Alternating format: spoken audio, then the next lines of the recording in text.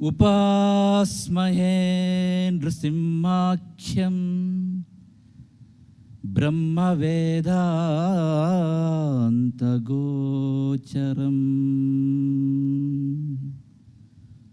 ಭೂಯೋಲ್ಲಾಸಿತ ಸಂಸಾರಚ್ಛೇದಹೇತುಂ ಜಗದ್ಗುರುಂ.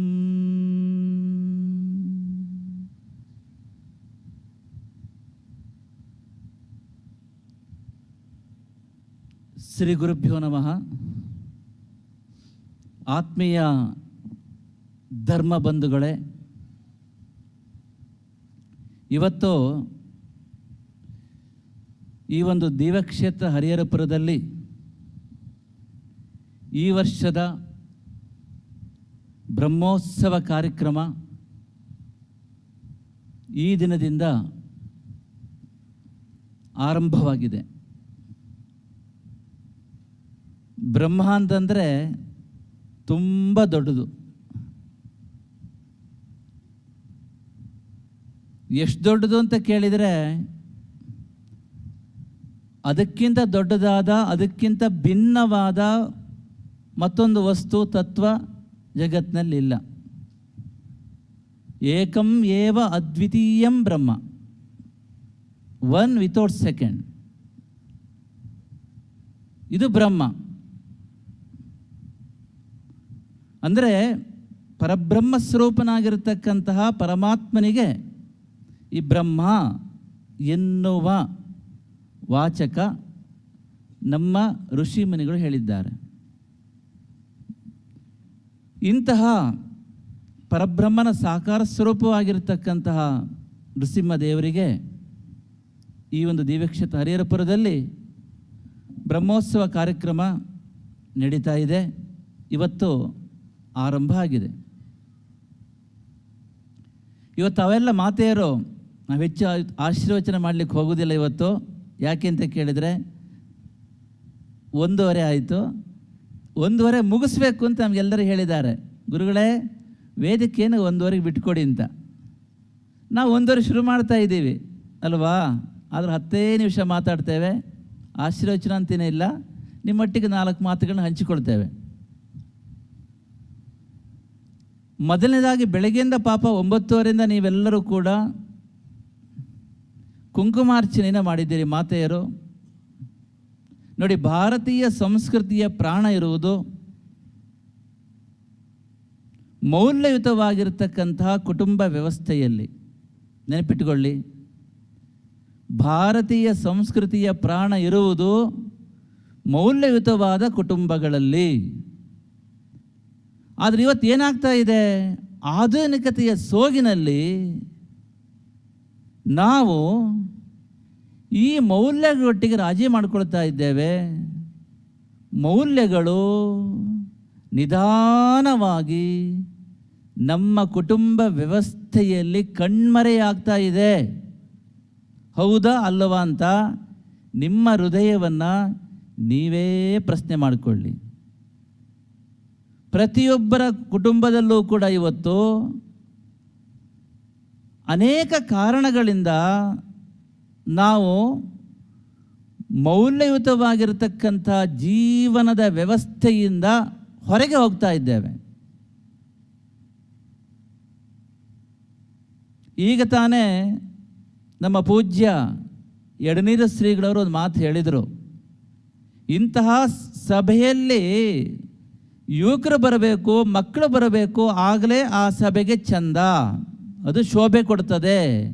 ನೀವು ಮಾತ್ರ ಬರುವುದಲ್ಲ, ಅಂಥವ ಮಕ್ಕಳನ್ನು ಕರ್ಕೊಂಬರಬೇಕು, ಮೊಮ್ಮಕ್ಕಳನ್ನು ಕರ್ಕೊಂಬರಬೇಕು.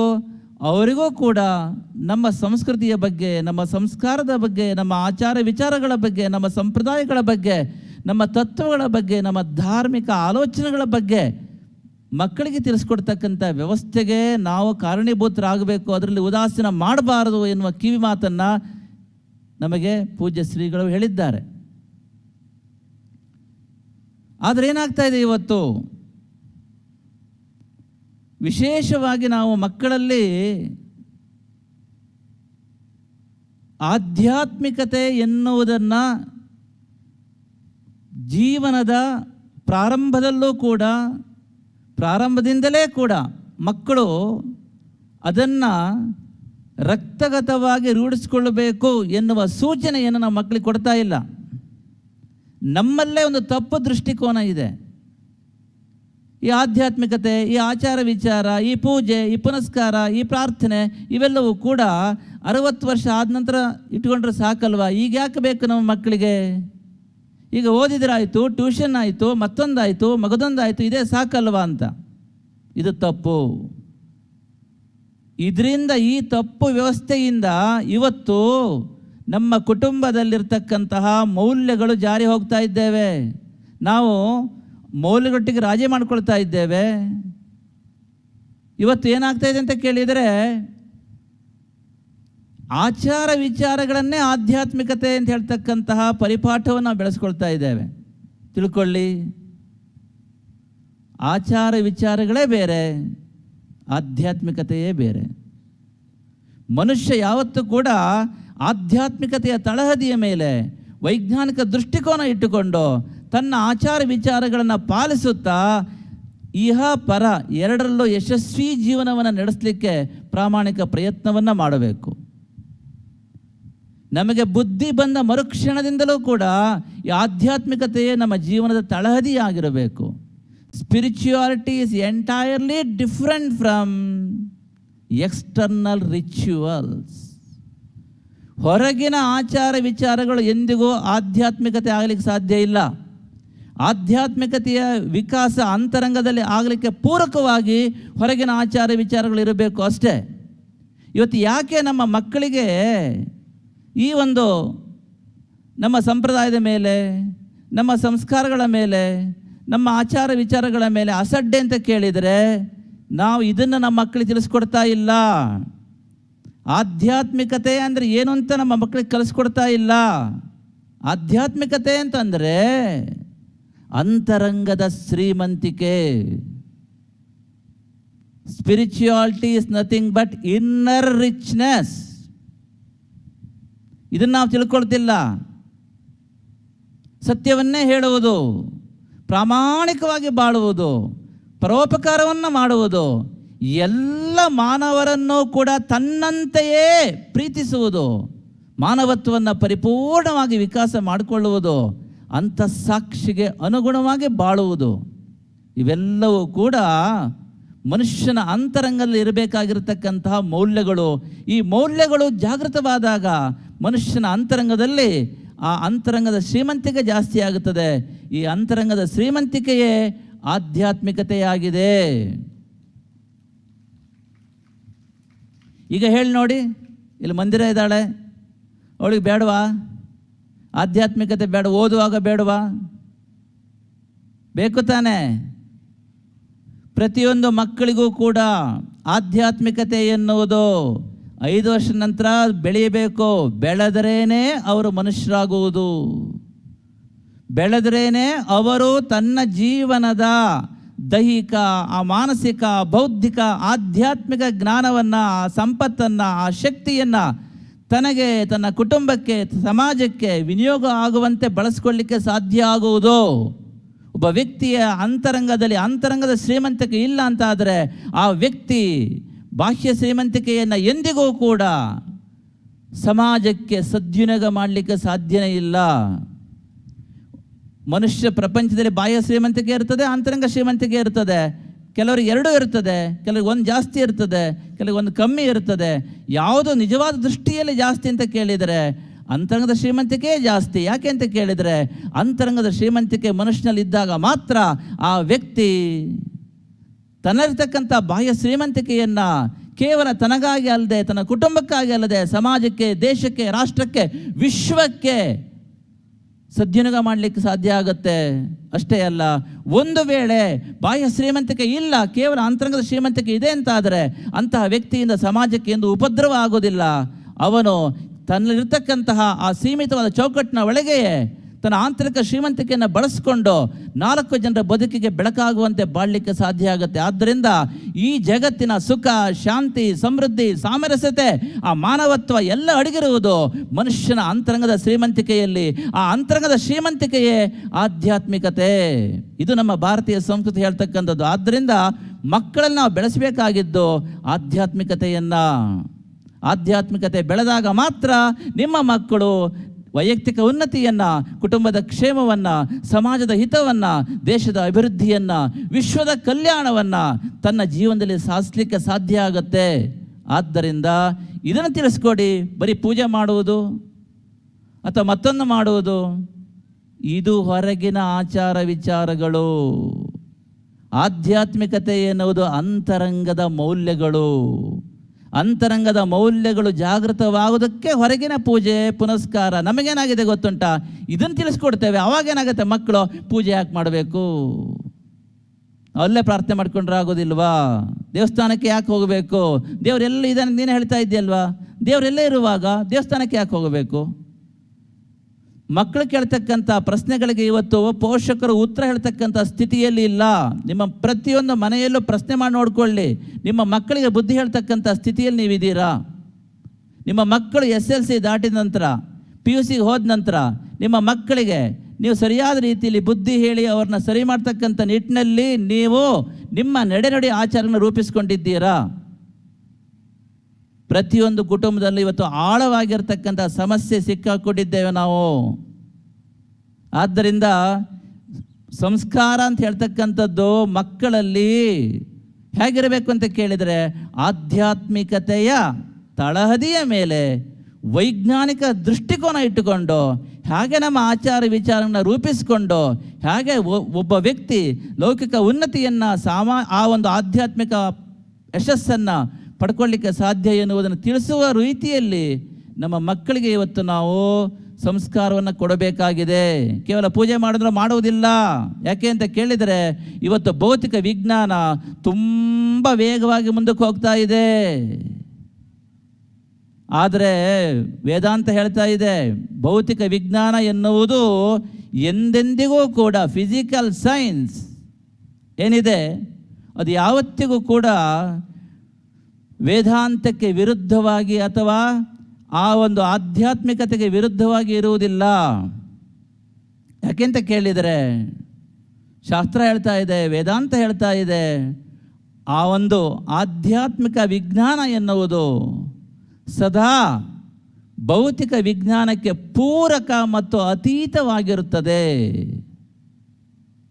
ಗೊತ್ತಿರಬೇಕು. ಯಾಕೆ ಅಂತ ಕೇಳಿದರೆ, ಕೆಲವು ಯೋಚನೆ ಮಾಡ್ತಾರೆ, ಆಧ್ಯಾತ್ಮಿಕತೆ ಯಾಕೆ ಬೇಕು, ಆಧ್ಯಾತ್ಮಿಕ ವಿಜ್ಞಾನ ಯಾಕೆ ಬೇಕು ಅನ್ನೋ ವಿಚಾರವನ್ನು ಕೆಲವರು ಹೇಳ್ತಾ ಇರ್ತಾರೆ. ಆದರೆ ತಿಳ್ಕೊಬೇಕು, ಆಧ್ಯಾತ್ಮಿಕತೆ ಅಥವಾ ದೇವರು ಅಂದರೆ ತತ್ವ. In the higher sense, God is not a person, God is reality. This is what our Upanishad says. ಅತ್ಯುನ್ನತ ಅರ್ಥದಲ್ಲಿ ದೇವರು ಎನ್ನುವುದು ವ್ಯಕ್ತಿಯಲ್ಲ, ತತ್ವ. ಆದ್ದರಿಂದ ಆಧ್ಯಾತ್ಮಿಕತೆ ಇರ್ಬೋದು, ಆಧ್ಯಾತ್ಮಿಕ ವಿಜ್ಞಾನ ಇರಬಹುದು, ಅದು ಯಾವತ್ತೂ ಕೂಡ ಲೌಕಿಕ ವಿಜ್ಞಾನಕ್ಕೆ ವಿರುದ್ಧವಾಗಿರುವುದಿಲ್ಲ.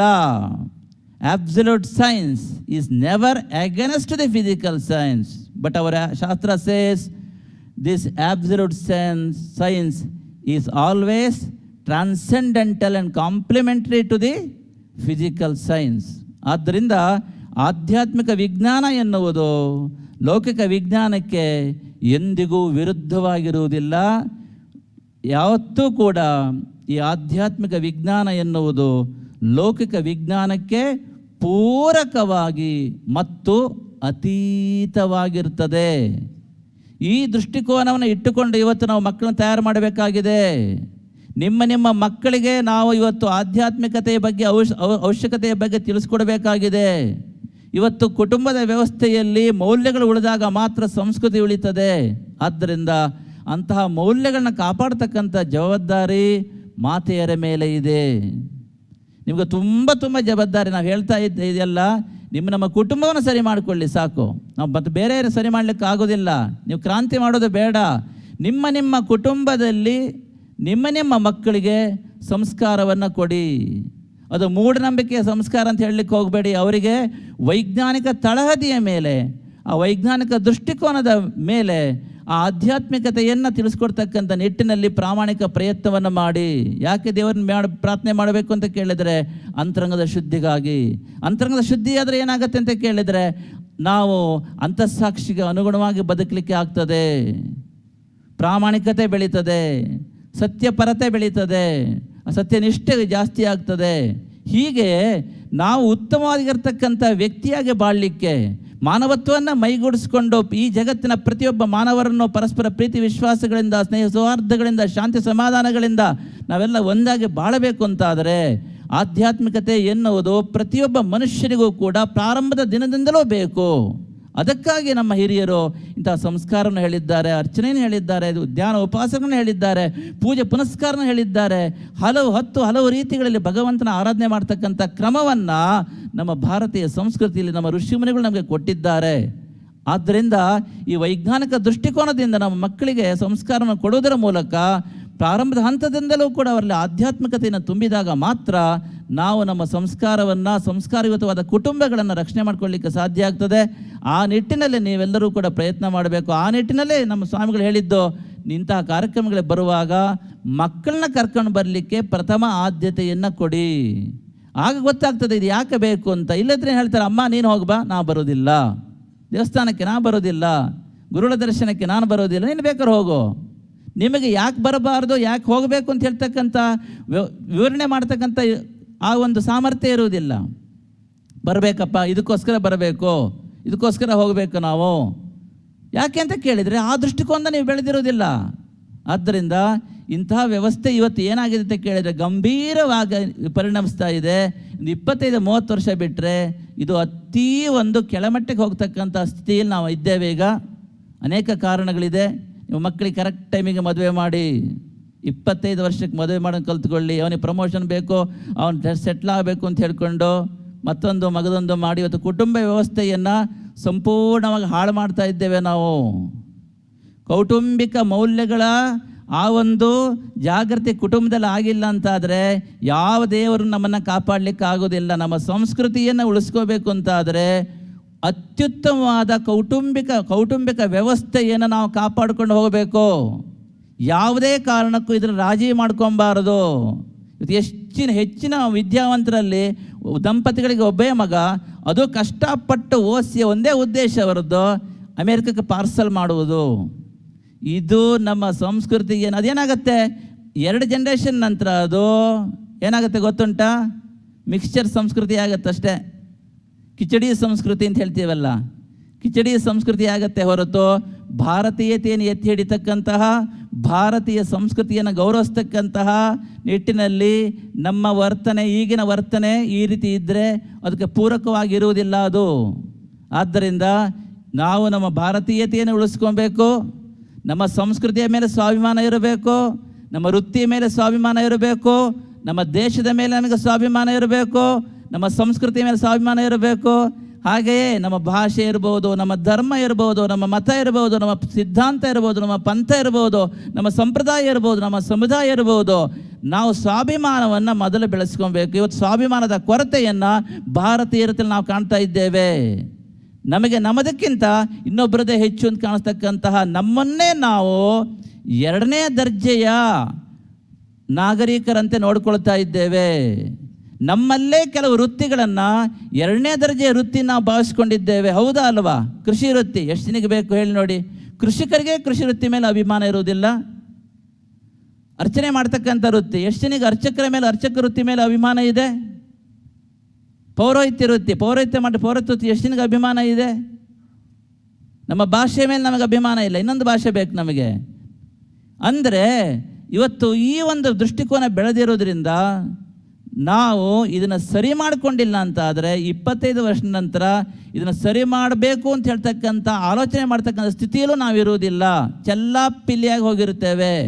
ಆದ್ದರಿಂದ ಈಗ ಕಾಲ ಮಿಂಚಿಲ್ಲ, ಆದರೆ ನಾವು ಕೆಂಪು ವಲಯದಲ್ಲಿದ್ದೇವೆ. ಅದನ್ನು ತಿಳ್ಕೊಳ್ಳಿ, ಈ ವ್ಯವಸ್ಥೆಯನ್ನು ಕಾಪಾಡ್ತಕ್ಕಂಥ ದೊಡ್ಡ ಜವಾಬ್ದಾರಿ ಇರುವುದು ಮಾತೆಯರಿಗೆ.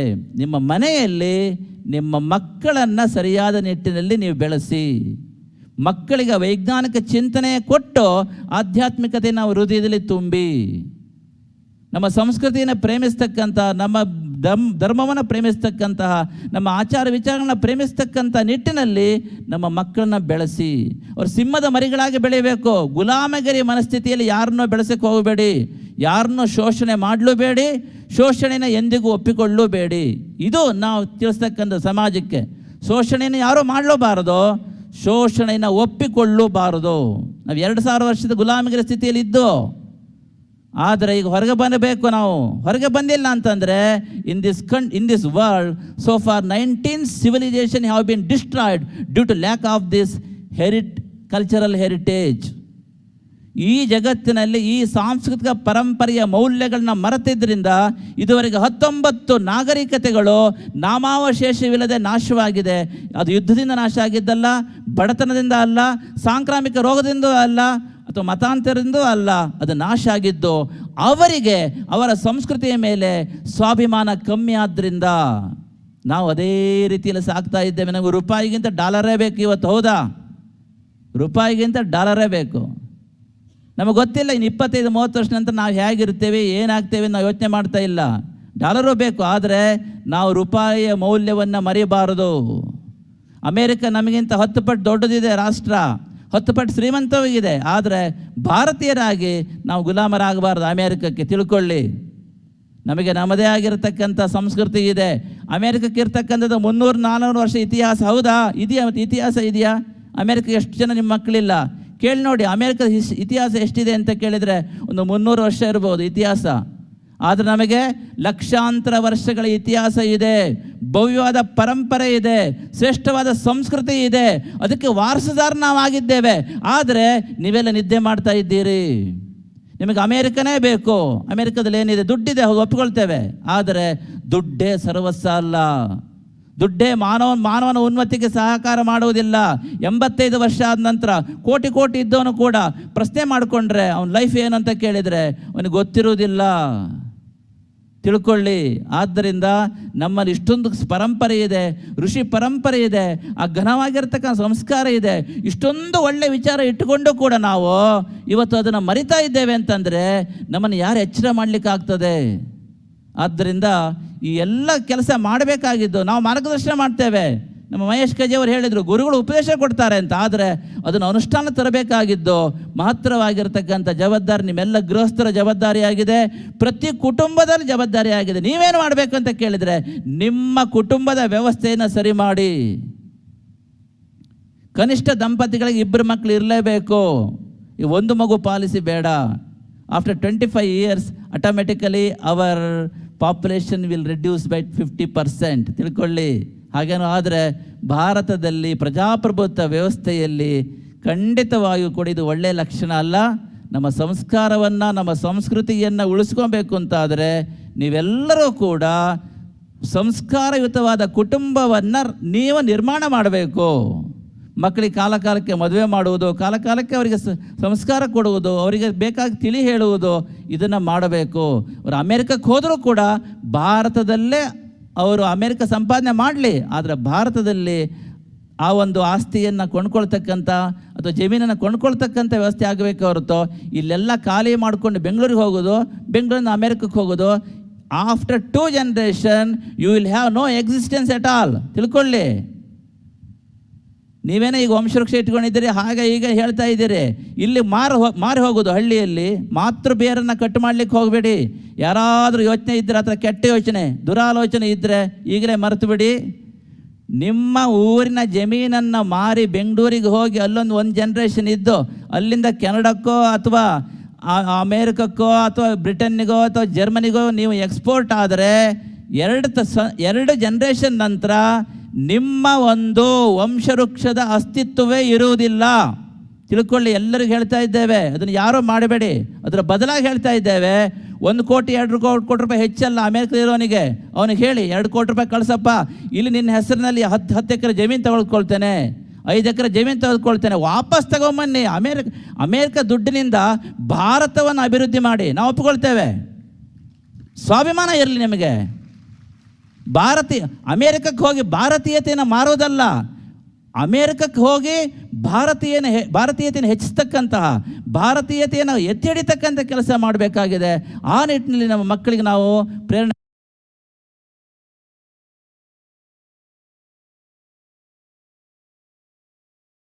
ಕೊಡಬೇಕಾಗಿದೆ. ಆ ದೃಷ್ಟಿಕೋನ ಇಟ್ಟುಕೊಂಡು ತಾವೆಲ್ಲರೂ ಕೂಡ ಇವತ್ತು ಸಾಮೂಹಿಕ ಅರ್ಚನೆ ಮಾಡಿದ್ದೀರಿ. ವಿಶೇಷವಾಗಿರ್ತಕ್ಕಂಥ ಶಕ್ತಿಯನ್ನು ಆ ಜಗನ್ಮಾತೆ ನಿಮಗೆಲ್ಲರಿಗೂ ಕರುಣಿಸಲಿ ಅಂತ ಈ ಸಂದರ್ಭದಲ್ಲಿ ಹೇಳ್ತಾ ಇದ್ದೇವೆ.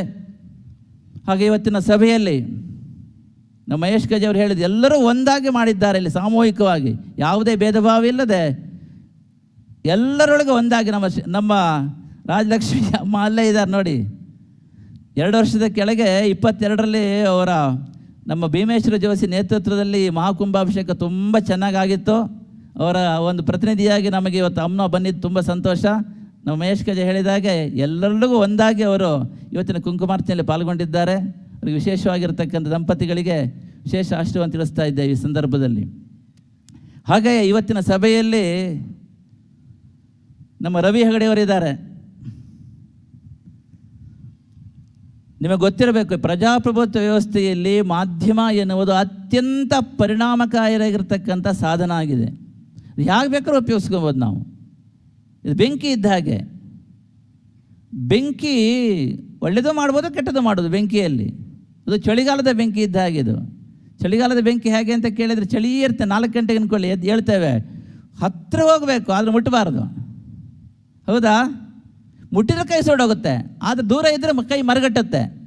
ದೂರ ಇದ್ದರೆ ಕೈ ಮರಗಟ್ಟುತ್ತೆ, ಎಂತ ಮಾಡೋಕ್ಕಾಗೋದಿಲ್ಲ, ಚಳಿ ಕಾಯಿಸಲೇಬೇಕು. ಹಾಗೆ ತುಂಬ ಪ್ರೀತಿ ಬೆಂಕಿ ಮೇಲೆ ತೆಕ್ಕೊಂಡು ಮುಟ್ಟಕ್ಕೆ ಹೋದರೆ ಕೈ ಬೊಬ್ಬೆ ಬರುತ್ತೆ. ಆ ರೀತಿ ಚಳಿಗಾಲದ ಬೆಂಕಿ ಇದ್ದಂತೆ ಮಾಧ್ಯಮ ಅಂತ ಹೇಳುವುದು. ಹತ್ತಿರ ಹೋಗಬಾರ್ದು, ದೂರನೂ ಇಡಬಾರದು. ಯಾಕೆ ಎಂತ ಬೇಕಾದ್ರೂ ಮಾಡ್ಬೋದು ಅವರು. ಆದರೆ ಹಾಗಲ್ಲ. ನಮ್ಮ ಕನ್ನಡಪ್ರಭ ಅಥವಾ ಸುವರ್ಣ ನ್ಯೂಸ್ ಅವರು ಇದ್ದಾರಲ್ವ, ಭಾರತೀಯತೆಯನ್ನು ಎತ್ತಿ ಹಿಡಿಯುತ್ತಾ ನಮ್ಮ ಧರ್ಮದ, ನಮ್ಮ ಸಂಸ್ಕೃತಿಯ, ನಮ್ಮ ದೇಶದ ಸಂರಕ್ಷಣೆ ಮತ್ತು ಸಂಘಟನೆಗೆ ಕಟಿಬದ್ಧವಾಗಿರತಕ್ಕಂಥ ನಿಟ್ಟಿನಲ್ಲಿ ಪ್ರಾಮಾಣಿಕವಾಗಿರ್ತಕ್ಕಂಥ ಪ್ರಯತ್ನವನ್ನು ಮಾಧ್ಯಮದ ಮೂಲಕ ಮಾಡ್ತಾ ಇದ್ದಾರೆ. ಅದರ ವಿಶೇಷ ಸಂಪಾದಕತ್ವ ವಹಿಸಿರ್ತಕ್ಕಂತಹ ನಮ್ಮ ರವಿ ಹೆಗಡೆಯವರು. ಇವತ್ತು ಸಂಸ್ಕೃತಿ ಉಳಿಬೇಕು ಅಂತಾದರೆ, ನಮ್ಮ ದೇಶವಾಗಿ ಇರಬೇಕು ಅಂತಾದರೆ ನಮಗೆ ಮಾಧ್ಯಮದ ಬೆಂಬಲ, ಮಾಧ್ಯಮದ ಮಾರ್ಗದರ್ಶನ, ಮಾಧ್ಯಮದ ಸಹಕಾರ, ಮಾಧ್ಯಮದ ಪ್ರೇರಣೆ ಪ್ರತಿ ಕ್ಷಣವೂ ಪ್ರತಿಯೊಬ್ಬ ಪ್ರಜೆಗೂ ಬೇಕಾಗ್ತದೆ. ಯಾಕೆಂತ ಕೇಳಿದರೆ, ಪ್ರಪಂಚ ಇವತ್ತು ಚಿಕ್ಕದಾಗಿದೆ. ಒಂದು ಕಾಲದಲ್ಲಿ ಪ್ರಪಂಚದಲ್ಲಿ ಏನು ನಡೀತಾ ಇತ್ತು ನಮ್ಗೆ ಗೊತ್ತಾಗ್ತಾ ಇರಲಿಲ್ಲ. ಆದರೆ ಇವತ್ತು ಪ್ರಪಂಚದ ಮೂಲೆ ಇರತಕ್ಕಂಥ ಎಲ್ಲ ವಿದ್ಯಮಾನಗಳು ಒಂದು ಕ್ಷಣದಲ್ಲಿ ನಮಗೆ ತಲುಪ್ತಾ ಇದೆ ಅಂತ ಮಹೋನ್ನತವಾದ ಕೆಲಸವನ್ನು ಮಾಧ್ಯಮ ಕ್ಷೇತ್ರ ಮಾಡ್ತಾ ಇದೆ. ಪ್ರಪಂಚದಲ್ಲಿ ಇವತ್ತು ಭೌತಿಕ ವಿಜ್ಞಾನದ ಪ್ರಗತಿಯಿಂದ ಅನೇಕ ಕ್ಷೇತ್ರದಲ್ಲಿ ಕ್ರಾಂತಿಕಾರಕವಾಗಿರ್ತಕ್ಕಂಥ ಬದಲಾವಣೆ ನಾವು ನೋಡ್ತಾ ಇದ್ದೇವೆ. ಆದರೆ ಟೆಲಿಕಮ್ಯುನಿಕೇಷನ್ ಆಗಿರ್ಬೋದು ಅಥವಾ ಮಾಧ್ಯಮದಾಗಿರ್ತಕ್ಕಂಥ ಕ್ಷಿಪ್ರಕವಾಗಿರ್ತಕ್ಕಂಥ ಕ್ರಾಂತಿ ಬೇರೆ ಯಾವ ಕ್ಷೇತ್ರದಲ್ಲೂ ಆಗಿಲ್ಲ. ತಿಳ್ಕೊಳ್ಳಿ, ಒಂದು ಕಾಲದಲ್ಲಿ ಒಂದು ಮೆಸೇಜ್ ಅಮೇರಿಕಕ್ಕೆ ಕಳಿಸಬೇಕು ಅಂತ ಆದರೆ ಎಷ್ಟು ಕಷ್ಟಪಡಬೇಕಾಗಿತ್ತು ಯೋಚನೆ ಮಾಡಿದ್ದೇವ. ಒಂದು ಕಾಲದ ಸಾಧ್ಯನೇ ಆಗ್ತಾ ಇರಲಿಲ್ಲ. ಒಂದು 500,000 ವರ್ಷ ಕೆಳಗಡೆ ಅಮೇರಿಕಕ್ಕೆ ಮೆಸೇಜ್ ಕೊಡಬೇಕು ಅಂದರೆ 6 ತಿಂಗಳು ಬೇಕಾಗುತ್ತೇನೋ, ಅಷ್ಟೇ ಹಡಗಲ್ಲಿ ಹೋಗಿ ಏನೋ ಮಾಡಿಕೊಂಡು. ಆದರೆ ಇವತ್ತು ಅಮೇರಿಕಕ್ಕೆ ಮೆಸೇಜ್ ಕಳಿಸ್ಬೇಕು ಅಂತ ಆದರೆ 1 ಸೆಕೆಂಡು ಬೇಡ, fraction of A second we can achieve ಅಲ್ವಾ ಅಂತ. ಅದನ್ನು ನಾವು ಯು ಹ್ಯಾವ್ ಅಚೀವ್ಡ್ ದಟ್. ಅಷ್ಟೊಂದು ಶ್ರೇಷ್ಠವಾಗಿರ್ತಕ್ಕಂಥ ರೀತಿಯಲ್ಲಿ ಭೌತಿಕ ವಿಜ್ಞಾನ ಪ್ರಗತಿ ಕಂಡಿದ್ದರಿಂದ ಮಾಧ್ಯಮ ಕ್ಷೇತ್ರದಲ್ಲಿ ಇವತ್ತು ಕ್ರಾಂತಿಕಾರಕ ಬದಲಾವಣೆಯನ್ನು ನಾವು ಕಂಡಿದ್ದೇವೆ. ಆದ್ದರಿಂದ ಅತ್ಯಂತ ಪರಿಣಾಮಕಾರಿಯಾಗಿರ್ತ ಸಾಧನವಾಗಿದೆ ಈ ಮಾಧ್ಯಮ ಕ್ಷೇತ್ರ ಅಂತ. ಮಾಧ್ಯಮ ಕ್ಷೇತ್ರ ಪಾರದರ್ಶಕವಾಗಿರಬೇಕು. ಮಾಧ್ಯಮ ಕ್ಷೇತ್ರ ಎಲ್ಲ ಪ್ರಜೆಗಳ ಹಿತವನ್ನು ಕಾಪಾಡುವಂತಿರಬೇಕು. ಮಾಧ್ಯಮ ಕ್ಷೇತ್ರ ಸತ್ಯನಿಷ್ಠತೆಗೆ ಬದ್ಧತೆಯಾಗಿರಬೇಕು. ಅದಕ್ಕೆ ಮತ್ತೊಂದು ಹೆಸರಾಗೆ ನಮ್ಮ ಸುವರ್ಣ ಚಾನಲ್ ಹಾಗೂ ಆ ಕನ್ನಡಪ್ರಭ ಈ ಕರ್ನಾಟಕದಲ್ಲಿ ಕೆಲಸ ಮಾಡ್ತಾ ಇದೆ. ಅದೇ ರೀತಿಯಲ್ಲಿ ಆ ಒಂದು ಕ್ಷೇತ್ರದಲ್ಲಿ ಇದೇ ರೀತಿ ಕೆಲಸ ಮಾಡ್ತಕ್ಕಂಥ ಶಕ್ತಿಯನ್ನು ಪರಮಾತ್ಮ ರವಿ ಹೆಗಡೆ ಅವರ ಸಮಸ್ತ ಸಂಪಾದಕತ್ವ ಬಳಗಕ್ಕೆ, ಆ ಒಂದು ಕನ್ನಡಪ್ರಭ ಬೆಳಗಕ್ಕೆ, ಸುವರ್ಣ ನ್ಯೂಸ್ ಬಳಗಕ್ಕೆ ನೀಡಲಿ. ಆ ಸುವರ್ಣ ನ್ಯೂಸ್ ಹಾಗೂ ಕನ್ನಡಪ್ರಭ ಇಡೀ ಒಂದು ರಾಷ್ಟ್ರದಲ್ಲಿ ಇನ್ನೂ ಉನ್ನತವಾಗಿರ್ತಕ್ಕಂತಹ ಹೆಸರನ್ನು ಮಾಡ್ತಕ್ಕಂಥ ಶಕ್ತಿ ಪರಮಾತ್ಮ ಅವರಿಗೆ ನೀಡಲಿ. ಹಾಗೆ ನಿಮ್ಮೆಲ್ಲರ ವಿಶ್ವಾಸ, ನಿಮ್ಮೆಲ್ಲರ ಪ್ರೇಮ ಆ ಸುವರ್ಣ ನ್ಯೂಸ್ ಮೇಲೆ ಹಾಗೆ ಕನ್ನಡ ಪ್ರಭಾದ ಮೇಲೆ, ಇಡೀ ಒಂದು ಕರ್ನಾಟಕ ರಾಜ್ಯದ ಎಲ್ಲ ಜನರ ಪ್ರೀತಿ, ವಿಶ್ವಾಸ, ಹಾರೈಕೆ ಸದಾ ಇರಲಿ ಅಂತ ಈ ಸಂದರ್ಭದಲ್ಲಿ ಪರಮಾತ್ಮ ಪ್ರಾರ್ಥನೆ ಮಾಡಿಕೊಳ್ತಾ, ನಮ್ಮ ರವಿ ಹೆಗಡೆಯವರು ಭಾವನ ಇದ್ದಾರೆ, ಅವರಿಗೂ ವಿಶೇಷವಾಗಿರ್ತಕ್ಕಂಥ ಆಶೀರ್ವಾದ ತಿಳಿಸ್ತಾ ಇದ್ದೇವೆ. ಹಾಗೆ ನಮ್ಮ ವಿಶಾಲಾಕ್ಷಮ್ಮ ದಂಪತಿಗಳು ಅನೇಕ ವರ್ಷಗಳಿಂದ ಮಠದ ಎಲ್ಲ ರೀತಿ ನಾಮಸ್ಮರಣೆ ಇರ್ಬೋದು, ಸಹಸ್ರನಾಮ ಇರ್ಬೋದು, ಮತ್ತೊಂದಿರ್ಬೋದು, ಹೀಗೆ ಎಲ್ಲ ರೀತಿಯ ಮಠದ ಚಟುವಟಿಕೆಗಳಲ್ಲಿ ನಮ್ಮ ವಿಶಾಲಾಕ್ಷಿ ಹೆಗಡೆಯವರು ತುಂಬ ಒಳ್ಳೆ ರೀತಿ ಸೇವೆ ಮಾಡಿದ್ದಾರೆ. ಅವರೇ ಇವತ್ತು ಹೇಳಿದರು, ಅಪ್ಪ ಅಮ್ಮನ ಒತ್ತ ಬಲಕ್ಕೆ ನಾನು ಬಂದಿದ್ದೇನೆ ಅಂತ. ನಿಮಗೆ ತುಂಬ ಖುಷಿ ಆಯಿತು. ಅಮ್ಮ ನೀವು ಒಳ್ಳೆ ಕೆಲಸ ಮಾಡಿದ್ದೀರಿ, ನಿಮಗೆ ವಿಶೇಷವಾಗಿರ್ತಕ್ಕಂಥ ಆಶೀರ್ವಾದ ತಿಳಿಸ್ತಾ ಇದ್ದೇವೆ ಈ ಸಂದರ್ಭ ಹೇಳ್ತಾ. ಹಾಗೆ ನಮ್ಮ ಮಹೇಶ್ ಕಜಿಯವರು, ಅವ್ರಿಗೆ ಮಾತು ಸ್ವಲ್ಪ ಸಮಯ ಕಮ್ಮಿ ಕೊಟ್ಟು ಅವ್ರು ಮಾತಾಡೋದು ಗೊತ್ತಾಯ್ತಲ್ಲ, ಎಷ್ಟು ಚೆನ್ನಾಗಿ ಹೇಳ್ತಾರೆ ಅಂದರೆ ಅರಳು ಹುರುಳಿದಂತೆ ಅಂತ ಹೇಳ್ತೀವಲ್ಲ, ಅಷ್ಟು ಚೆನ್ನಾಗಿ, ಅಷ್ಟು ಸ್ಪಷ್ಟವಾಗಿ, ಅಷ್ಟು ನಿಖರವಾಗಿ ಎಲ್ಲರ ಮನಸ್ಸಿಗೆ ನಾಟುವಂತೆ ವಿಷಯವನ್ನು ಪ್ರತಿಪಾದನೆ ಮಾಡ್ತಕ್ಕಂತಹ ಒಂದು ವಾಕ್ಪಟುತ್ವ ಅವರಿಗೆ ಚೆನ್ನಾಗಿ ಭಗವಂತ ಕೊಟ್ಟಿದ್ದಾನೆ. ಅಷ್ಟೇ ಅಲ್ಲ, ಎಲ್ಲ ಕ್ಷೇತ್ರಗಳಲ್ಲೂ ಸರ್ಕಾರಿ ಕ್ಷೇತ್ರದಿಂದ ಹಿಡಿದು ಕಲೆ ಇರ್ಬೋದು, ನ್ಯಾಯ ಇರ್ಬೋದು, ಹೀಗೆ ಸಾಮಾಜಿಕ ಕ್ಷೇತ್ರ ಇರ್ಬೋದು, ಎಲ್ಲ ಕ್ಷೇತ್ರಗಳಲ್ಲೂ ಆಳವಾಗಿರ್ತಕ್ಕಂಥ ಜ್ಞಾನವನ್ನು ಹೊಂದಿ ಆ ಸಮಾಜಮುಖಿಯಾಗಿ ತಮ್ಮ ಸಂಪೂರ್ಣವಾಗಿ ತೊಡಗಿಸ್ಕೊಂಡಿದ್ದಾರೆ ನಮ್ಮ ಮಹೇಶ್ ಕಜಿಯವರು. ಅವರು ಈ ಸಂದರ್ಭದಲ್ಲಿ ಬಂದಿರತಕ್ಕಂಥದ್ದು, ಮನೆಯವರು ಕೂಡ ಬಂದಿದ್ದಾರೆ, ಅವ್ರ ಮಕ್ಕಳು ಕೂಡ ಬಂದಿದ್ದಾರೆ. ಅವರ ದಂಪತಿಗಳಿಗೆ ವಿಶೇಷವಾಗಿರ್ತಕ್ಕಂಥ ಆಶೀರ್ವಾದ ತಿಳಿಸ್ತಾ ಇದ್ದೇವೆ. ಶಾರದಾ ಲಕ್ಷ್ಮೀ ನರಸಿಂಹರ ಕೃಪೆ ಅವರಿಗೆ ಸದಾ ಇರಲಿ ಅಂತ ಪರಮಾತ್ಮನಲ್ಲಿ ಪ್ರಾರ್ಥನೆ ಮಾಡಿಕೊಳ್ತಾ ಇದ್ದೇವೆ. ಹಾಗೆ ನಮ್ಮ ಈ ಒಂದು ವಿದ್ಯಾಸಂಸ್ಥೆ ಸುಮಾರು 60-70 ವರ್ಷ ಆದರೂ ಕೂಡ 35 ವರ್ಷಗಳಿಂದ ಸತತವಾಗಿ ನಮ್ಮ ವಿದ್ಯಾಸಂಸ್ಥೆಯ ಕಾರ್ಯದರ್ಶಿಯಾಗಿ ಈ ಒಂದು ಕ್ಷೇತ್ರದಲ್ಲಿ, ವಿದ್ಯಾಸಂಸ್ಥೆಯ ಕ್ಷೇತ್ರದಲ್ಲಿ ಅತ್ಯಂತ ನಿಸ್ಪೃಹತೆಯಿಂದ ಪ್ರಾಮಾಣಿಕತೆಯಿಂದ ಸೇವೆ ಮಾಡಿದ್ದಾರೆ ನಮ್ಮ ಹೆಮ್ಮೆಯ ಪ್ರನಾಜ್ ಭಟ್ರು. ಇದೇ ಊರಿನವರು, ಜಮಟಿಗೆಯವರು. ಕಳೆದ 35 ವರ್ಷಗಳಿಂದ ನಮ್ಮ ಸಂಸ್ಥೆಯಲ್ಲಿ ಅವರು ಕಾರ್ಯದರ್ಶಿಯಾಗಿದ್ದರು. ಒಳ್ಳೆ ಕೆಲಸ ಮಾಡಿದ್ದಾರೆ. ಸಾವಿರಾರು ಮಕ್ಕಳು ಈ ಭಾಗದಲ್ಲಿ ಒಂದು ಕಾಲದಲ್ಲಿ ಹೈಸ್ಕೂಲಿಗೂ ಕಷ್ಟಪಡ್ತಕ್ಕಂಥ ಪರಿಸ್ಥಿತಿಯಲ್ಲಿ ನಮ್ಮ ಗುರುಗಳು ಪ್ರಾರಂಭ ಮಾಡಿರ್ತಕ್ಕಂಥ ಸಂಸ್ಥೆಯಲ್ಲಿ ಅತ್ಯಂತ ಪ್ರಾಮಾಣಿಕತೆಯಿಂದ, ಅತ್ಯಂತ ನಿಸ್ಪೃಹತೆಯಿಂದ ತಮ್ಮನ್ನು ತೊಡಗಿಸಿಕೊಂಡು ನಮ್ಮ ಸಂಸ್ಥೆಗೆ ವಿಶೇಷವಾಗಿರ್ತಕ್ಕಂಥ ಸೇವೆಯನ್ನು ಮಾಡಿರ್ತಕ್ಕಂಥ ಪ್ರನಾಜ್ ಭಟ್ರಿಗೆ ಇವತ್ತು ನಾವು ಅನುಗ್ರಹಪೂರ್ವಕವಾಗಿ ಸಾಧಕಶ್ರೀ ಪ್ರಶಸ್ತಿಯನ್ನು ಕೊಟ್ಟಿದ್ದೇವೆ. ಅವರಿಗೂ ಕೂಡ ಭಗವಂತ ಒಳ್ಳೆಯ ಆರೋಗ್ಯವನ್ನು ಕೊಡಲಿ, ಒಳ್ಳೆಯ ರೀತಿಯಲ್ಲಿ ಅವರಿಗೆ ಪರಮಾತ್ಮ ಆಶೀರ್ವಾದವನ್ನು ಮಾಡಲಿ ಅಂತ ಶಾರದಾ ಲಕ್ಷ್ಮೀ ನರಸಿಂಹಲ್ಲೇ ಪ್ರಾರ್ಥನೆ ಮಾಡ್ಕೊಳ್ತಾ ನಮ್ಮ ಹೃತ್ಪೂರ್ವಕವಾಗಿರ್ತಕ್ಕಂಥ ಆಶೀರ್ವಾದವನ್ನು ತಿಳಿಸ್ತಾ ಇದ್ದೇವೆ. ಹಾಗೆ ಇವತ್ತಿನ ಸಭೆಗೆ ಶೋಭೆ ಬಂದಿದ್ದು ಹೇಗೆ ಅಂತ ಕೇಳಿದರೆ, ಸಚ್ಚಿದಾನಂದರಲ್ಲಿ ಉಪಸ್ಥಿತರಿರ್ತಕ್ಕಂಥದ್ದು. ಸಚ್ಚಿದಾನಂದ್ರ ಪರಮಾತ್ಮ ಅಂತ ಅರ್ಥ. ಭಗವಂತ ಸಚ್ ಸ್ವರೂಪ. ಸತ್ ಅಂದರೆ ಎಕ್ಸಿಸ್ಟೆನ್ಸ್, ಇರುವುದು, ಇರುವಿಕೆ, ಇದಕ್ಕೆ ಸತ್ ಅಂತ ಹೇಳ್ತಾರೆ. ಪ್ರಪಂಚದಲ್ಲಿ ಅದೊಂದು ಮಾತ್ರ ಇರೋದು, ತಿಳ್ಕೊಳ್ಳಿ, ಅದು ಮಾತ್ರ. ಚಿತ್ ಅಂದರೆ ಏನಂತ ಕೇಳಿದರೆ ಸ್ಫುರಣೆ, ಇರುವಿಕೆಯ ಸ್ಫುರಣೆ, existence and mere consciousness of existence. Existence ಅಂತ ಹೇಳುವುದು ಸತ್, ಕಾನ್ಷಿಯಸ್ನೆಸ್ ಆಫ್ ಎಕ್ಸಿಸ್ಟೆನ್ಸ್ ಆ ಇರುವಿಕೆಯ ಸ್ಫುರಣೆಯೇ ಚಿತ್. ಇದರ ಲಕ್ಷಣ ಏನಂತ ಕೇಳಿದರೆ ಅದು ಆನಂದವಾಗಿರುತ್ತೆ. ಯಾಕೆ ಅದು ಇರುತ್ತದೆ, ಇರುವಿಕೆಯ ಸ್ಫುರಣೆ ಜ್ಞಾನವೂ ಇರುವುದರಿಂದ ಅದು ಸದಾ ಆನಂದವಾಗಿರುತ್ತದೆ. ಆದ್ದರಿಂದ ಸತಚಿತ್ ಆನಂದ ಅಂತ ಹೇಳುವುದು ಪರಮಾತ್ಮನಿಗೆ ಸಂಬಂಧಪಟ್ಟಿರ್ತಕ್ಕಂಥ ವಿಚಾರ. ಆದ್ದರಿಂದ ಸಚ್ಚಿದಾನಂದ ಒಂದೇ. ಆದರೂ ಕೂಡ ಇವತ್ತು ಸಭೆಯಲ್ಲಿ ನಾವು ವಾಚಕವಾಗಿ ಹೇಳಬೇಕು ಅಂದರೆ ಸಚ್ಚಿದಾನಂದ ಸ್ವರೂಪಿಗಳು ಇಬ್ಬರಿದ್ದೀವಿ. ನಮಗೆ ತುಂಬ ಸಂತೋಷ ಇದೆ. ನಮ್ಮ ಗುರುಗಳಿಗೂ ಇವರ ಗುರುಗಳಿಗೂ ತುಂಬ ಒಳ್ಳೆ ಬಾಂಧವ್ಯ ಇತ್ತು. ನಮ್ಮ ಜನಾರ್ದನ ಹೇಳಿದ ಹಾಗೆ ಅವರು ಯಕ್ಷಗಾನ ಕಲಾವಿದರೆ, ಜನಾರ್ದನ ಕೂಡ ಅಷ್ಟು ಒಳ್ಳೆ ಬಾಂಧವ್ಯ ಇತ್ತು. ತುಂಬ ನಮ್ಮ ಗುರುಗಳು ಕೂಡ ಎಡನೀರು ಮಹಾಸಂಸ್ಥಾನಕ್ಕೆ ಹೋಗಿದ್ದರು. ಅಷ್ಟೊಂದು ಒಳ್ಳೆಯ ಆ ಒಂದು ಸುಮಧುರವಾಗಿರತಕ್ಕಂಥ ಬಾಂಧವ್ಯವನ್ನು ಅವರು ಇಟ್ಟುಕೊಂಡಿದ್ದರು. ನಮಗೂ 3-4 ಸಲ ಭೇಟಿಯಾಗಿದ್ದು, ಆದರೆ ಇಲ್ಲಿಗೆ ನಾವಿದ್ದಾಗ ಅವರು ಬರಲಿಲ್ಲ. ಇವರ ಗುರುಗಳು ಬೇರೆ ಬೇರೆ ಸಭೆಯಲ್ಲಿ ಭೇಟಿಯಾಗಿತ್ತು. ಆದರೆ ಇವತ್ತು ಈ ಒಂದು ಬ್ರಹ್ಮೋತ್ಸವದ ಮೊದಲನೇ ದಿವಸ ಸಚ್ಚಿದಾನಂದರು ಒಂದಾಗ್ತಾ ಇದ್ದಾರೆ. ನಾವು ಸಮಾಜಕ್ಕಾಗಿ ಒಂದಾಗಬೇಕು. ಇವತ್ತು ಬಹಳ ಮುಖ್ಯವಾಗಿ ತಿಳ್ಕೊಳ್ಳಿ, ಸಮಾಜ ಒಂದಾದರೆ ಮಾತ್ರ ಸಮಾಜ ಉಳಿಯುತ್ತೆ. ಸಮಾಜ ಒಂದಾಗಬೇಕು ಅಂತಾದರೆ ಸಮಾಜವನ್ನು ಪ್ರತಿನಿಧಿಸುವ ಸ್ವಾಮಿಗಳು ಒಂದಾಗಬೇಕು. ಪೀಠ ಬಿಟ್ಟು ಬರಬೇಕು, ಕೆಳಗೆ ಅಹಂಕಾರ ಬಿಟ್ಟು ಬರಬೇಕು. ಇವತ್ತು ಏನಾಗಿದೆ ಅಂತ ಕೇಳಿದರೆ, ಪ್ರತಿಯೊಬ್ಬರೂ ವೈಯಕ್ತಿಕವಾಗಿ ಅದ್ಭುತವಾಗಿರ್ತಕ್ಕಂಥ ಕೆಲಸವನ್ನು ನಮ್ಮ ಸಮಾಜದಲ್ಲಿ ಎಲ್ಲ ಸ್ವಾಮಿಗಳು ಮಾಡ್ಕೊಂಡು ಬರ್ತಾ ಇದ್ದಾರೆ. ವೈಯಕ್ತಿಕವಾಗಿ ತೆಗೆದುಕೊಂಡ್ರೆ ಪ್ರತಿಯೊಬ್ಬರೂ ಕೂಡ ಅತ್ಯುತ್ತಮ ಕೆಲಸವನ್ನು ಮಾಡ್ತಾ ಇದ್ದಾರೆ. ಆದರೆ ಸಾಂಘಿಕವಾಗಿ ನೋಡಿದರೆ ನಾವೇನೂ ಮಾಡ್ತಾ ಇಲ್ಲ. ನಾವು ಮಾಡೋದು ಏನೂ ಸಾಲದು. ಅದರಿಂದ ಸಮಾಜಕ್ಕೆ ಸರಿಯಾದ ಮಾರ್ಗದರ್ಶನ ಸಿಗ್ತಾ ಇಲ್ಲ.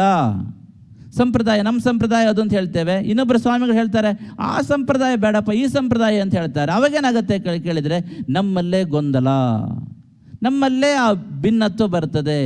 ವೈವಿಧ್ಯತೆ ಇದೆ ಪ್ರಪಂಚದಲ್ಲಿ. ಭಾರತೀಯತೆ ನಿಂತಿರುವುದೇ ವೈವಿಧ್ಯತೆಯಲ್ಲಿ. ಆದರೆ ವೈವಿಧ್ಯತೆಗೆ ಏಕತೆಯೇ ತಳಹದಿಯಾಗಿದೆ.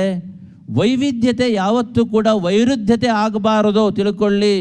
ವೈವಿಧ್ಯತೆ ಎನ್ನುವುದು ಏಕತ್ವವನ್ನು ಎತ್ತಿ ಹಿಡಿಯಬೇಕೇ ಹೊರತು ವೈವಿಧ್ಯತೆ ಎಂದಿಗೂ ಕೂಡ ವೈರುಧ್ಯತೆಗೆ ನಾಂದಿ ಹಾಡಬಾರದು. ಅದಾಗಬಾರ್ದು ಅಂತ ಇದ್ದರೆ ವೈವಿಧ್ಯತೆಯನ್ನು ಪ್ರತಿನಿಧಿಸ್ತಾ ಇರತಕ್ಕಂತಹ ಆ ಸಮಾಜದ ಎಲ್ಲ ಸಮುದಾಯದ ಎಲ್ಲ ಮತ ಪಂಥ ಸಿದ್ಧಾಂತ ಸಂಪ್ರದಾಯದ ಸ್ವಾಮಿಗಳು ಇವತ್ತು ಒಂದು ವೇದಿಕೆಯಲ್ಲಿ ಬರ್ತಕ್ಕಂಥ ಕಾಲ ಸನ್ನಿಹಿತವಾಗಿದೆ.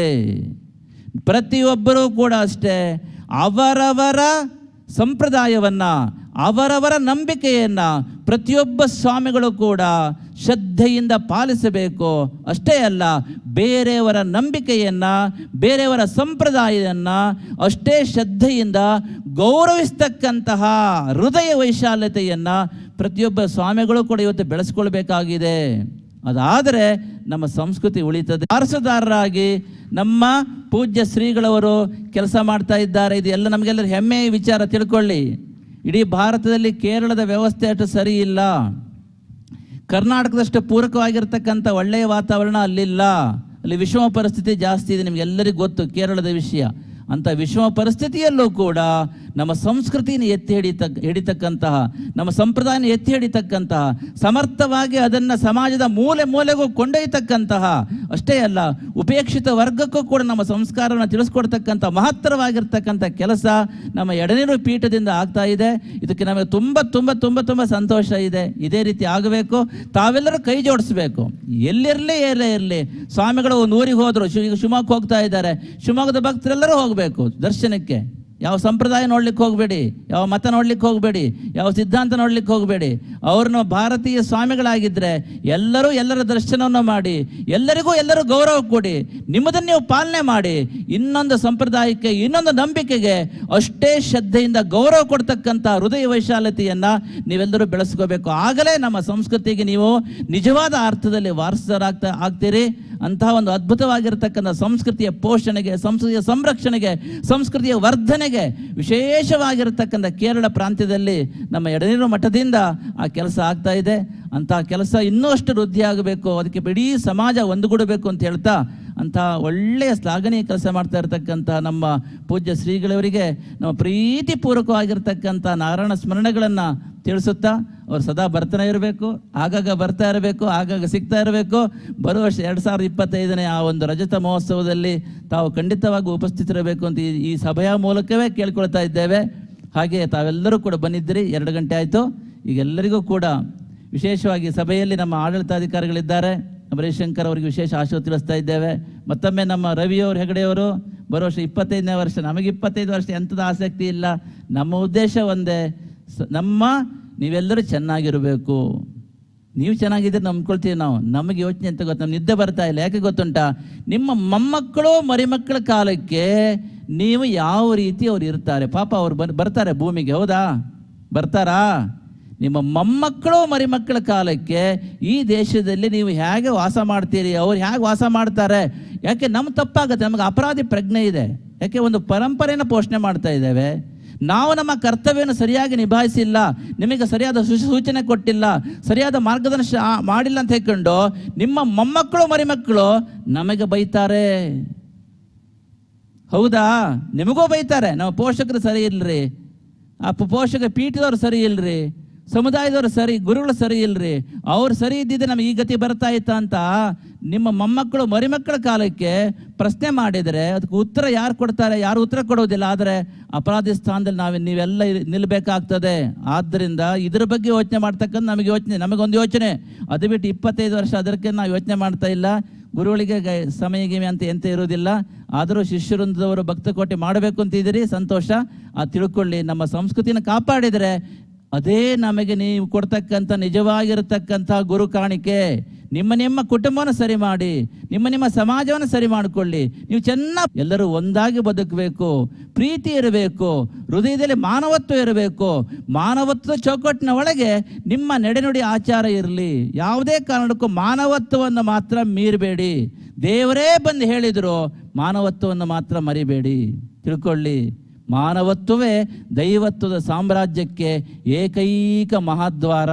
ಮನುಷ್ಯನಲ್ಲಿ ಮಾನವತ್ವದ ಪರಿಪೂರ್ಣ ವಿಕಾಸ ಆಗುವವರೆಗೆ ದೈವತ್ವವನ್ನು ಅವನು ಕಲ್ಪನೆ ಮಾಡಲಿಕ್ಕೂ ಸಾಧ್ಯ ಇಲ್ಲ. ತಿಳ್ಕೊಳ್ಳಿ, ಮಾನವ ಜನ್ಮ ಬಂದಿರುವುದೇ ತನ್ನಲ್ಲಿರ್ತಕ್ಕಂಥ ಪಶುತ್ವವನ್ನು ಸಂಪೂರ್ಣವಾಗಿ ಹೋಗಲಾಡಿಸಿಕೊಂಡು ಮಾನವತ್ವನ ಸಂಪೂರ್ಣ ವಿಕಾಸ ಮಾಡಿಕೊಂಡು ದೈವತ್ವವನ್ನು ಅರಿತುಕೊಳ್ಳುವುದಕ್ಕಾಗಿ ಅದು ದೈವತ್ವ ಅರಿತುಕೊಳ್ಳಬೇಕು ಅಂತ ಆದರೆ ಮಾನವತ್ವವೇ ಮಹಾದ್ವಾರ. ಆದ್ದರಿಂದ ಮಾನವತ್ವ ಚೌಕಟ್ಟಿನೊಳಗೆ ಸಮಾಜ ಕಟ್ಟುವ, ಎಲ್ಲರನ್ನೂ ಪ್ರೀತಿಸುವ, ಎಲ್ಲರಿಗೂ ಗೌರವ ಕೊಡುವ, ಎಲ್ಲರನ್ನೂ ಶ್ರದ್ಧಾ ಭಕ್ತಿಯನ್ನು ಬೆಳೆಸುವ ಆ ನಿಟ್ಟಿನಲ್ಲಿ ನೀವೆಲ್ಲರೂ ತಯಾರಾಗಬೇಕು ಅಂತ ಹೇಳ್ತಾ, ಇನ್ನೂ 4 ದಿನದ ಕಾರ್ಯಕ್ರಮ ಇದೆ. ನಾಳೆಯಿಂದ ಎಲ್ಲ ಮಕ್ಕಳನ್ನು ಕೂಡ ಕರ್ಕೊಂಡ್ಬರಬೇಕು ಅಂತ ಹೇಳ್ತಾ, ಹಾಗೆ ಇವತ್ತು ನಮ್ಮ 3000 ಮಟ್ಟದ ಪೂಜ್ಯ ಶ್ರೀಗಳು ಬರಲೇಬೇಕಿತ್ತು. ಆದರೆ ಅವ್ರು ಹೇಳಿದರು, ಬೆಳಗ್ಗೆ ಕೂಡ ಅವರು ನಿನ್ನೆವರೆಗೂ ಬರ್ತೀನಿ ಅಂತ ಹೇಳ್ತಾ ಇದ್ರು. ಆದರೆ ಅತ್ಯಂತ ಅನಿವಾರ್ಯ ಕಾರಣದಿಂದ ಅವರು ಇವತ್ತು ಬರಲಿಕ್ಕೆ ಆಗಿಲ್ಲ. ಆದರೆ ಅದಕ್ಕೆ ಸಂದೇಶವನ್ನು ಕಳಿಸಿದ್ದಾರೆ. ನಮಗೆ ಅವ್ರು ಬರೆದಿದ್ದು ತುಂಬ ಮನಸ್ಸಿಗೆ ಬೇಜಾರಿದೆ. ಆದರೂ ಕೂಡ ಖಂಡಿತವಾಗಿ ಕೂಡ ಅವರ ಕಳಕಳಿಯನ್ನು ನಾವು ಅರ್ಥ ಮಾಡಿಕೊಂಡಿದ್ದೇವೆ. ಮುಂಬರುವ ದಿನಗಳಲ್ಲಿ ಅವರು ಸದಾ ನಮ್ಮೊಟ್ಟಿಗೆ ಇದ್ದಾರೆ. ಮುಂಬರುವ ದಿನಗಳಲ್ಲಿ ಅವರು ನಮ್ಮ ಎಲ್ಲ ಕಾರ್ಯಗಳಲ್ಲಿ ಕೈ ಜೋಡಿಸ್ತೀವಿ ಅಂತ ಹೇಳಿದ್ದಾರೆ. ಅವರಿಗೂ ಕೂಡ ಈ ಅನುಪಸ್ಥಿತಿಯಲ್ಲಿ ವಿಶೇಷವಾಗಿರ್ತಕ್ಕಂತಹ